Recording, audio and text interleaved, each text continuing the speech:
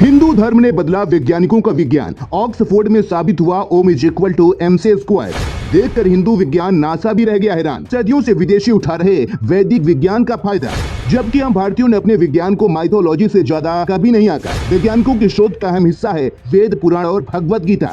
क्या हम लोगों की सोच में ही रह गया है हमारा इतिहास अछूता? सुनने में कितना अच्छा लगता है ना, जब कोई विदेशी हमारे भारत के वेद, उपनिषद और भगवत गीता सहित मंत्रों की तारीफ करे और उनके गुण के रहस्य के ऊपर से पर्दा उठाने की कोशिश करे। वही हम भारतीय अपने वेदों, शास्त्रों में छुपे ओम जैसी शक्तिशाली शब्द का उच्चारण तो करते हैं, लेकिन इसकी असली शक्ति कभी नहीं पहचान पाते। तो क्या हम भारतीय वास्तव में बिछड़ गए हैं? जब हमारे पास हमारा वैदिक विज्ञान मौजूद है, तब भी हम उस पर तब तक भरोसा नहीं करते जब तक कोई वैज्ञानिक उसका ठोस प्रमाण न दे। अब आप खुद देखिए कि पीटर रसेल नाम के एक राइटर और फिजिक्स प्रोफेसर ऑक्सफोर्ड यूनिवर्सिटी के पुर्तगाली स्टडीज के डायरेक्टर रह चुके हैं। ये विदेशी होते हुए भी हमारे हिंदू धर्म के वेद, पुराण और भौतिक विज्ञान को जानते हैं, और इन्होंने हमारे हिंदू धर्म के सभी शास्त्रों का इतनी गहनता से अध्ययन किया है कि ओम मंत्र की शक्ति के दम पर उससे जुड़ी कई किताबों के लेखक बन चुके हैं। इन्होंने ओम मंत्र को MC स्क्वायर के बराबर बताया है। यह विश्व प्रसिद्ध साइंटिस्ट अल्बर्ट आइंस्टीन का वह सूत्र है जिस पर आज भौतिक विज्ञान की बुनियादी टिकी हुई है, जिसमें आइंस्टीन ने E=MC स्क्वायर बताया था, लेकिन पीटर रसेल ने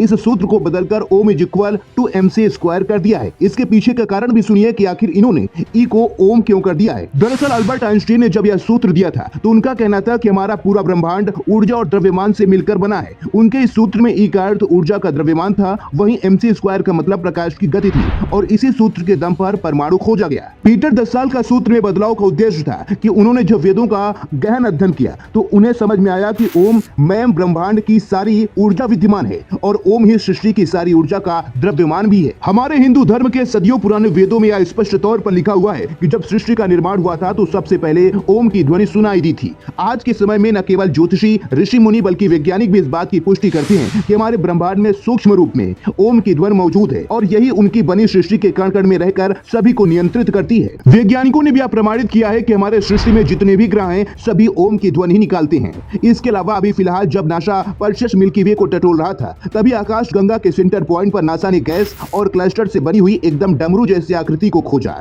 250 मिलियन लाइट ईयर्स की दूरी के केंद्र में बने इस ब्लैक होल में एक साउंड रिलीज हो रही थी, जिसे जब नासा ने शेयर किया तो लोगों को इस साउंड में से ओम की ध्वनि सुनाई थी। आपने देखा होगा कि जब भी हम ध्यान करते हैं, मेडिटेट करते हैं या फिर योग करते हैं तो ओम की ध्वनि निकालने के लिए कहा जाता है, क्योंकि हमारे शरीर में 7 चक्रों को एक्टिवेट कर देती है, जिसमें हम अपनी बॉडी की एनर्जी को और विस्तृत तरीके से कंट्रोल कर पाते हैं। यह कहने में कोई संकोच नहीं है कि आज विदेशी वैज्ञानिक हमारे हिंदू धर्म ग्रंथों को पढ़कर जहां साइंस में नए आयाम छू रहे हैं, वहीं हम भारतीयों को इनका गहन अध्ययन किए बिना ही इन्हें केवल एक पुस्तक के तरीके से देखा, जबकि हमारे ऋषि मुनियों ने उन सभी खोजों के बारे में सदियों पहले ही बता दिया था जो आज के वैज्ञानिक करते आ रहे हैं। जहां एक तरफ आइंस्टीन ने पूरे ब्रह्मांड की सारी ऊर्जा को ही बताया था, वहीं पीटर रसेल ने ब्रह्मांड की सारी ऊर्जा को ओम कहकर आइंस्टीन के सूत्र को बदल दिया और ऊर्जा के द्रव्यमान को E की जगह ओम से संबोधित किया। तो जब हमारे विदेश के वैज्ञानिक हमारे शास्त्रों का फायदा उठा सकते हैं, तो हम भारतीय किस बात का इंतजार कर रहे हैं? आपकी क्या राय है इस बारे में, आप हमें कमेंट करके बताइएगा। साथ ही ऐसी लेटेस्ट अपडेट के लिए पेज को फॉलो करना बिल्कुल भी मत भूलिएगा।